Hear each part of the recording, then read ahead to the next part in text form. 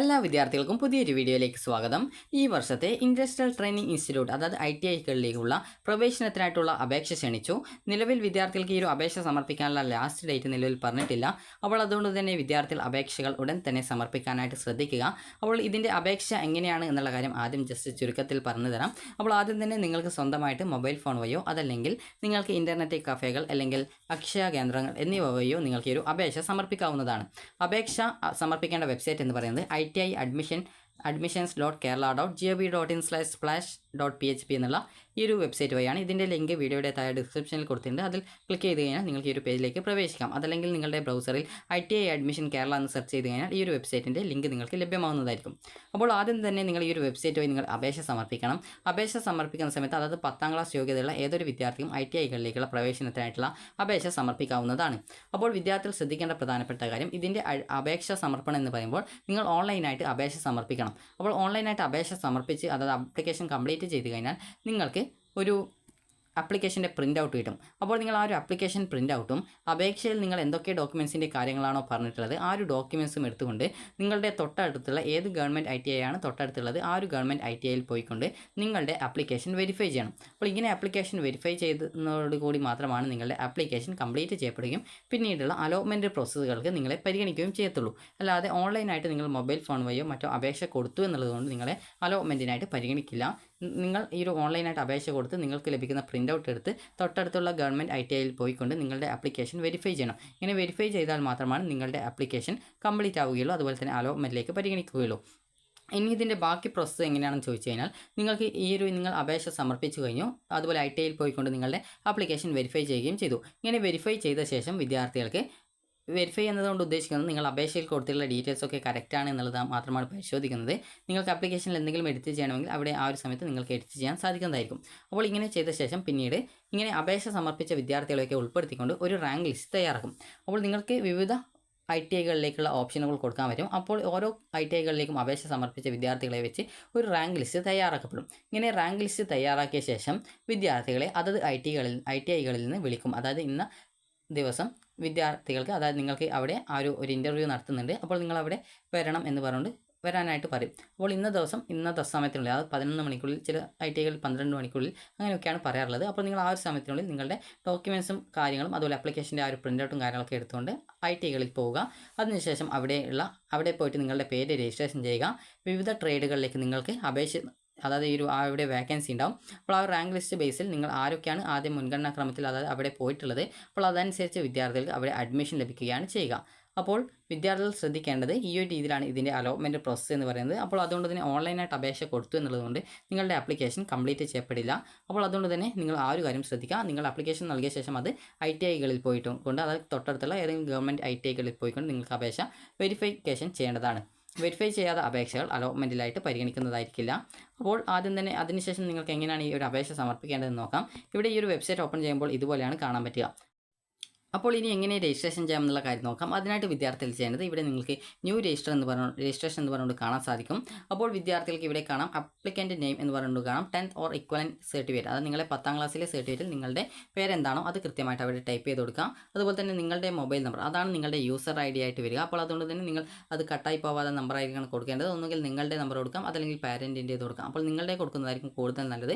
അതുപോലെ അത് റീചാർജ് ഒക്കെ ചെയ്യുന്ന അതായത് കട്ടായി പോകാൻ സാധ്യതയില്ലാതെ മൊബൈൽ നമ്പർ ആയിരിക്കണം. കാരണം ഈ ഒരു അലോട്ട്മെൻറ്റ് പ്രോസസ്സ് കംപ്ലീറ്റ് ചെയ്യുന്നത് വരെ നിങ്ങൾക്ക് ഒരു മൊബൈൽ നമ്പർ ആവശ്യമാണ്. അതുപോലെ ITIകളിൽ നിന്ന് നിങ്ങളെ ആ ഒരു അഡ്മിഷനും കാര്യങ്ങളൊക്കെ വിളിക്കുക ആ ഒരു മൊബൈൽ നമ്പറിലായിരിക്കും. അതുകൊണ്ട് തന്നെ കൃത്യമായിട്ട് ആ ഒരു മൊബൈൽ നമ്പർ വർക്കിംഗ് ആയിട്ടുള്ള മൊബൈൽ നമ്പർ ആയിരിക്കണം കൊടുക്കേണ്ടത്. അതുപോലെ തന്നെ ഇമെയിൽ അഡ്രസ്സാണ്. ഇമെയിൽ അഡ്രസ്സിലേക്ക് നിങ്ങൾക്ക് ITIകളിൽ നിന്നും എന്തെങ്കിലും ഈ ഒരു അഡ്മിഷൻ കാര്യങ്ങളൊക്കെ വരുന്ന സമയത്ത് ഇമെയിൽ IDയിലേക്കാണ് വരിക. അതുപോലെ തന്നെ നിങ്ങളെ വിളിക്കുകയും ചെയ്യും. അപ്പോൾ അതുകൊണ്ട് തന്നെ നിങ്ങളുടെ ഇമെയിൽ ID ഉണ്ടെങ്കിൽ അത് ഇമെയിൽ ID കൊടുക്കുക. സാധാരണ ഇപ്പോൾ എല്ലാ വിദ്യാർത്ഥികൾക്കും ഇമെയിൽ IDയും കാര്യങ്ങളൊക്കെ ഉണ്ടാവും. അപ്പോൾ അതുകൊണ്ട് തന്നെ നിങ്ങളുടെ ഇമെയിൽ ID കൊടുക്കുക. അതുപോലെ തന്നെ നിങ്ങൾ എന്താണോ ഈ ഒരു ലോഗിൻ ചെയ്യാൻ വേണ്ടി പാസ്വേഡ് വേണ്ടത് അത് കൃത്യമായിട്ട് 2 പ്രാവശ്യം കറക്റ്റായിട്ട് ടൈപ്പ് ചെയ്ത് കൊടുക്കുക. അതുപോലെ തന്നെ ഇവിടെ കുറച്ച് നിങ്ങൾ എന്താണോ ഈ ഒരു പേജ് ഓപ്പൺ ചെയ്യുന്ന സമയത്ത് ഇവിടെ എന്താണോ ഇംഗ്ലീഷ് അക്ഷരം കാണുന്നത് അതാണ് ഇവിടെ ടൈപ്പ് ചെയ്ത് കൊടുക്കേണ്ടത്. ഓരോ സമയം ഈ ഒരു പേജ് ലോഡ് ചെയ്യുന്ന സമയത്ത് ഇവിടെയുള്ള ഇംഗ്ലീഷ് അക്ഷരം മാറും. അപ്പോൾ നിങ്ങൾ എന്താണോ കാണുന്നത് അതാണ് കൃത്യമായിട്ട് ടൈപ്പ് ചെയ്ത് കൊടുക്കേണ്ടത്. അതിനുശേഷം രജിസ്റ്റർ നൗവിൽ ക്ലിക്ക് ചെയ്താൽ മതി. അപ്പോൾ നിങ്ങൾക്ക് ഈ ഒരു പേജിൽ ഞാനിവിടെ ഒന്നും കൊടുക്കാത്തതുകൊണ്ടാണ് ഇവിടെ please fill out this field എന്ന് പറഞ്ഞുകൊണ്ട് കാണിക്കുന്നത്. അപ്പോൾ നിങ്ങൾ കൊടുത്തു കഴിഞ്ഞാൽ പിന്നീട് അതായത് ആ ഒരു ഡീറ്റെയിൽസ് ഒക്കെ കൊടുത്തു കഴിഞ്ഞാൽ പിന്നീട് രജിസ്റ്റർ നൗവിൽ ക്ലിക്ക് ചെയ്ത് കഴിഞ്ഞാൽ നിങ്ങളുടെ ആ ഒരു ബേസിക് രജിസ്ട്രേഷൻ ചെയ്യപ്പെടും. അപ്പോൾ നിങ്ങൾക്ക് ബാക്കിയുള്ള രജിസ്ട്രേഷൻ എങ്ങനെയാണ് ചെയ്യുക എന്നുള്ള കാര്യം നമുക്ക് നോക്കാം. അതിനു മുമ്പായിട്ട് ഇവിടെ ഓൾറെഡി രജിസ്റ്റർ ചെയ്തവർക്ക് ഓൾറെഡി രജിസ്റ്റേർഡ് എന്നുള്ള ഒരു ലിങ്ക് കൊടുത്തിട്ടുണ്ട്. ജസ്റ്റ് നിങ്ങൾ അതിൽ ക്ലിക്ക് ചെയ്യുന്ന സമയത്ത് ലോഗിൻ ചെയ്യാനുള്ള പേജിലേക്ക് പോകുന്നതായിരിക്കും. അപ്പോൾ ഇവിടെ ലോഗിൻ ചെയ്യാനായിട്ട് ഇവിടെ കൊടുത്തിട്ടുണ്ട് ആപ്ലിക്കൻ്റ് ആണോ അല്ലെങ്കിൽ ഒഫീഷ്യൽ ആണോ വെരിഫയർ ആണോ എന്നുള്ളത്. അപ്പോൾ നിങ്ങൾ ശ്രദ്ധിക്കേണ്ടത് നിങ്ങൾ ആപ്ലിക്കൻ്റ് ആണ്. ഇവിടെ ഒഫീഷ്യൽ എന്ന് പറയുമ്പോൾ ഈ ഒരു ITIയുടെ ആ ഒരു ITI ഇൻസ്റ്റിറ്റ്യൂട്ടിലുള്ളവരാണ് ഒഫീഷ്യൽസ്.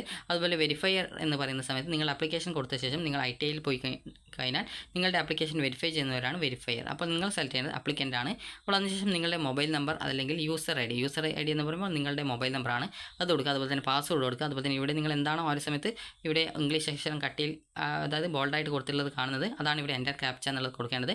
അതിനുശേഷം ലോഗിൻ ബട്ടണിൽ ക്ലിക്ക് ചെയ്യുക. അതുപോലെ തന്നെ കേരളത്തിലുള്ള ഗവൺമെൻറ് ITIകൾ നിങ്ങൾക്ക് അറിയണമെങ്കിൽ ഇവിടെ ഗവൺമെൻറ് ITIs ഇൻ കേരള എന്ന് പറഞ്ഞുകൊണ്ട് കൊടുത്തിട്ടുണ്ട്. അതുപോലെ പാസ്വേഡ് മറന്നുപോയാൽ പാസ്വേഡ് റീസെറ്റ് ചെയ്ത് കൊടുക്കാനായിട്ട് ഫോർഗോട്ട് പാസ്വേഡ് ഓപ്ഷൻ കൊടുത്തിട്ടുണ്ട്. അതുപോലെ തന്നെ നിങ്ങൾ അപേക്ഷ സമർപ്പിക്കാത്ത വിദ്യാർത്ഥികളാണെങ്കിൽ അപ്ലൈ നൗ എന്നുള്ള ഒരു ലിങ്ക് കൂടി ഇവിടെ കൊടുത്തിട്ടുണ്ട്. അപ്പോൾ അപ്ലൈ നൗ ക്ലിക്ക് ചെയ്യുന്ന സമയത്ത് നിങ്ങൾ നേരത്തെയുള്ള ആ ഒരു പേജിലേക്ക് പോകുന്നതാണ്. ഇനി നിങ്ങൾക്ക് ഏതൊക്കെയാണ് ITIകൾ ഉള്ളത് എന്നുള്ള കാര്യം നമുക്ക് നോക്കാം. ITIകൾ എവിടെയൊക്കെ ഉണ്ട് എന്ന് കൃത്യമായിട്ട് മനസ്സിലാക്കുന്നതിനായിട്ട് നിങ്ങൾ ചെയ്യേണ്ടത് ഗവൺമെൻറ് ITIs ഇൻ അതായത് കേരള എന്ന് പറഞ്ഞുള്ള ആ ഒരു ലിങ്കിൽ ക്ലിക്ക് ചെയ്യുക. ക്ലിക്ക് ചെയ്യുന്ന സമയത്ത് വിവിധ ITIകൾ ഇവിടെ കാണാൻ പറ്റുന്നതാണ്. അപ്പോൾ നിങ്ങൾക്ക് താല്പര്യമുള്ള കോഴ്സ് ഏതൊക്കെ ITIകളിലാണ് ഉള്ളതെന്ന് മനസ്സിലാക്കുന്നതിനായിട്ട് നിങ്ങൾ ചെയ്യേണ്ടത് ഇവിടെ അതിൻ്റെ ഡീറ്റെയിൽസും കാര്യങ്ങളൊക്കെ കൊടുത്തിട്ടുണ്ടാകും. ജസ്റ്റ് നിങ്ങൾ ചെയ്യേണ്ടത് ഇവിടെ ആ ഒരു റീഡ് മോറിൽ ക്ലിക്ക് ചെയ്യുക. ഏത് ITIയുടെ ഡീറ്റെയിൽസ് ആണ് പറയുന്നത് ആ ഒരു ലിങ്കിൽ ക്ലിക്ക് ചെയ്യുക. അപ്പോൾ ക്ലിക്ക് ചെയ്യുന്ന സമയത്ത് ഇതുപോലെ അവിടെ ആ ഒരു ITIയിൽ ഏതൊക്കെ ട്രേഡുകളാണ് ഉള്ളത് എന്നുള്ള കാര്യം കൃത്യമായിട്ട് ഇവിടെ കൊടുത്ത് കാണാൻ സാധിക്കുന്നതാണ്. അപ്പോൾ ഇവിടെയുള്ളത് ഡ്രാഫ്റ്റ്മാൻ, അതുപോലെ തന്നെ സിവിൽ, അതുപോലെ തന്നെ സർവേയർ, ഇതുപോലുള്ള 2 ഓപ്ഷനുകളാണുള്ളത്. അതുപോലെ തന്നെ അവിടെ 2 വർഷത്തെ കോഴ്സാണ് ആ ഒരു കോഴ്സ് എന്ന് പറയുന്നത്. ഇനി നമുക്ക് മറ്റൊരു ആ ഒരു ITI നോക്കാം. അപ്പോൾ ഞാനിപ്പോൾ മറ്റൊരു ITI നോക്കുന്നുണ്ട്. അപ്പോൾ ഇവിടെ ഗവൺമെൻറ് ITI അട്ടപ്പാടി അതാണ് നോക്കുന്നത്. അപ്പോൾ അവിടെ എത്ര ഈ ഒരു ട്രേഡുകൾ ഉണ്ടെന്ന് നോക്കാം. അപ്പോൾ ഇവിടെ നിരവധി ട്രേഡുകൾ ഉണ്ടെന്നാണ് തോന്നുന്നത്. Mechanical motor vehicle, mechanical diesel, അതുപോലെ ഡ്രാഫ്റ്റ്മാൻ സിവിൽ, അതുപോലെ തന്നെ ഇലക്ട്രീഷ്യൻസ്. അതുപോലെ ആ ഒരു കോഴ്സിൻ്റെ ഡ്യൂറേഷനും കാര്യങ്ങളൊക്കെ കൊടുത്തിട്ടുണ്ട്. ചില കോഴ്സിൻ്റേത് 2 വർഷമാണ്, ചില കോഴ്സിൻ്റേത് 12 മാസമാണ്, ചില കോഴ്സിൻ്റേത് ഈ ഒരു രീതിയിൽ 12 മാസം, അതായത് 1 വർഷത്തെ കോഴ്സാണ് ഉള്ളത്. അതുപോലെ തന്നെ ഗവൺമെൻറ് ITI ആറ്റിങ്ങിൽ നോക്കാം. ഈ ഒരു രീതിയിൽ നിങ്ങൾക്ക് താല്പര്യമുള്ള ITI അതായത് നിങ്ങൾക്ക് നാട്ടിലുള്ള ITIകൾ ഏതൊക്കെയാണ് അത് കൃത്യമായിട്ട് അതിൻ്റെ പേര് നോക്കിയിട്ട് നിങ്ങൾ അത് സെലക്ട് ചെയ്യാവുന്നതാണ്. ചില ITIകളിൽ നിരവധി കോഴ്സുകൾ ഉണ്ടാകും. അപ്പോൾ നിങ്ങൾക്ക് താല്പര്യമുള്ള കോഴ്സുകൾക്ക് നിങ്ങൾക്ക് ഓപ്ഷൻസ് ആയിട്ട് കൊടുക്കാവുന്നതാണ്. നിങ്ങൾക്ക് താല്പര്യമുള്ള എത്ര ഓപ്ഷൻസ് വേണമെങ്കിൽ നിങ്ങൾക്ക് കൊടുക്കാൻ സാധിക്കുന്നതാണ്. അപ്പോൾ അതിന് പ്രത്യേകിച്ച് ലിമിറ്റൊന്നുമില്ല. അതുപോലെ തന്നെ ചില കോഴ്സിൻ്റേത് 6 മാസത്തെ ആ ഒരു കോഴ്സും കാര്യങ്ങളൊക്കെ വരുന്നുണ്ട്. അതുപോലെ തന്നെ ചിലത് 12 മാസം, അതുപോലെ ചിലത് 24 മാസം, അതായത് 2 വർഷത്തെ കോഴ്സൊക്കെ വരുന്നുണ്ട്. അപ്പോൾ നിങ്ങൾ കൃത്യമായിട്ട് ഏതൊക്കെ കോഴ്സുകളാണ് ഉള്ളത് എന്നുള്ള കാര്യം കൃത്യമായിട്ട് നിങ്ങൾക്ക് പരിശോധിക്കാവുന്നതാണ്. അതിനുശേഷം വിദ്യാർത്ഥികൾക്ക് എങ്ങനെയാണ് ഈ ഒരു അപേക്ഷ സമർപ്പിക്കേണ്ടത് എന്നുള്ള ഒരു സംശയമുണ്ടാകും. അപ്പോൾ അതിനായിട്ട് നിങ്ങൾ ചെയ്യേണ്ട പ്രധാനപ്പെട്ട കാര്യം എന്ന് പറയുന്നത് ഈ ഒരു വെബ്സൈറ്റിൽ ഹൗ ടു അപ്ലൈ എന്നുള്ള ഒരു ലിങ്ക് അതായത് ഉടൻ തന്നെ വരുന്നതായിരിക്കും. അപ്പോൾ ആ ഒരു ലിങ്ക് വന്ന ശേഷം നിങ്ങൾക്ക് കൃത്യമായിട്ട് എങ്ങനെ അപേക്ഷ സമർപ്പിക്കാമെന്ന് സംബന്ധിച്ചുള്ള ആ ഒരു കാര്യങ്ങൾ നിങ്ങൾക്ക് സിമ്പിളായിട്ട് തന്നെ മനസ്സിലാക്കാൻ സാധിക്കുന്നതാണ്. അപ്പോൾ അത് കൃത്യമായിട്ട് എങ്ങനെയാണ് അപേക്ഷ സമർപ്പിക്കേണ്ടത് എന്നുള്ളത് സിമ്പിളായിട്ട് തന്നെ അതിൻ്റെ അപേക്ഷിക്കേണ്ട രീതിയും കാര്യങ്ങളൊക്കെ കൃത്യമായിട്ട് വെബ്സൈറ്റിൽ അതായത് ഇവിടെ താഴെ തന്നെ കൊടുത്തിട്ടുണ്ട് ഹൗ ടു അപ്ലൈ എന്ന് പറഞ്ഞുകൊണ്ട് ലിങ്ക് കൊടുത്തിട്ടുണ്ട്. അപ്പോൾ ജസ്റ്റ് നിങ്ങൾ ആ ലിങ്കിൽ ക്ലിക്ക് ചെയ്യുക. ക്ലിക്ക് ചെയ്ത ശേഷം നിങ്ങൾക്ക് ഇവിടെ യൂസർ മാനുവൽ എന്ന് പറഞ്ഞുകൊണ്ട് കൊടുത്തിട്ടുണ്ട്. അതുപോലെ തന്നെ NCVT അതുപോലെ തന്നെ SCVT എന്ന് പറഞ്ഞുകൊണ്ട് 2 പ്രോസ്പെക്ടസ് കൊടുത്തിട്ടുണ്ട്. അത് 2 വിഭാഗം കോഴ്സാണ് എങ്കിലും അതിൻ്റെ ഏകദേശം കോഴ്സിൻ്റെ പേരും കാര്യങ്ങളൊക്കെ സെയിം ആണ്. അപ്പോൾ അതുകൊണ്ട് തന്നെ ഇവിടെ click here to download click ചെയ്ത് നിങ്ങൾ അതിൻ്റെ പ്രോസ്പെക്ടസ് ഡൗൺലോഡ് ചെയ്തെടുക്കുക. അപ്പോൾ ഇതിൽ ഈ ഒരു അഡ്മിഷനായിട്ട് അപേക്ഷിക്കുന്ന സമയത്ത് വിദ്യാർത്ഥികൾ എന്തൊക്കെ ഡോക്യുമെൻറ്റ്സ് ആണ് വേണ്ടത്, അതുപോലെ തന്നെ എങ്ങനെയാണ് അപേക്ഷിക്കേണ്ടത്, ഇതുപോലുള്ള ഡീറ്റെയിൽസൊക്കെ കൃത്യമായിട്ട് ഇതിൽ കൊടുത്തിട്ടുണ്ട്. അപ്പോൾ ജസ്റ്റ് നിങ്ങളത് ഡൗൺലോഡ് ചെയ്തെടുക്കുക. അപ്പോൾ അതിൽ കൃത്യമായിട്ട് ആ ഒരു ഡീറ്റെയിൽസും കോഴ്സിൻ്റെ ഡീറ്റെയിൽസും കാര്യങ്ങളൊക്കെ ഉണ്ടാവും. അപ്പോൾ ജസ്റ്റ് നിങ്ങൾ അത് ഡൗൺലോഡ് ചെയ്ത് നോക്കുക.